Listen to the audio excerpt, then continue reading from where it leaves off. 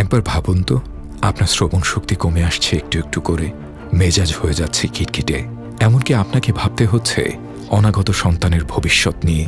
নগর জীবনে গতি আনার জন্য যে যানবাহন আপনার নিত্যসঙ্গী, সেই যানবাহনের হর্ন আপনার জীবনকে করে তুলছে আরও বিষাক্ত।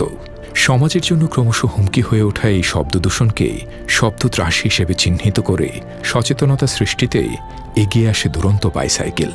সচেতনতা সৃষ্টির লক্ষ্যে প্রথমেই বেছে নেওয়া হয় ডিজিটাল প্ল্যাটফর্মকে। ফেসবুকে প্রচার করা হয় 4টি ওভিসি, একাধিক স্ট্যাটিক ও ভিডিও কন্টেন্ট। সামাজিক দায়বদ্ধতার তাগিদে এই ক্যাম্পেইনের সাথে যুক্ত হয় সমাজের সুধীজন, কন্টেন্ট ক্রিয়েটর এবং দেশের প্রথম সারির সকল অনলাইন পত্রিকা, রেডিও, টিভি ও নিউজ চ্যানেল। সমাধানের খোঁজে সমাজের বিশিষ্টজনদের ও নিরাপদ সড়ক আন্দোলনের অ্যাক্টিভিস্টদের সমন্বয়ে আয়োজন করা হয় 2টি গোলটেবিল বৈঠক। এই ক্যাম্পেইনের প্রত্যেকটি ভিডিও কন্টেন্ট পেয়েছে জনগণের কাছ থেকে বিপুল সাড়া। বিভিন্ন ফেসবুক গ্রুপ এবং পেজে পেয়েছে ব্যাপক সমাদর ও স্বীকৃতি। এর পাশাপাশি আউটডোর ব্র্যান্ডিংয়ের মাধ্যমে ছড়িয়ে দেওয়া হয়েছে সচেতনতার বার্তা।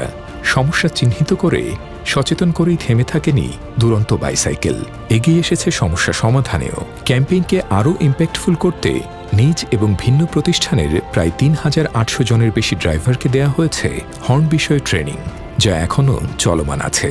ট্রাফিক পুলিশরা হর্নজনিত শব্দদূষণের সবচাইতে বড় শিকার, তাই ট্রাফিক পুলিশদের দুরন্ত বাইসাইকেলের পক্ষ থেকে দেয়া হয় ইয়ার প্লাগ, যা শব্দদূষণের মাত্রাকে অনেকটা কমিয়ে দেয়।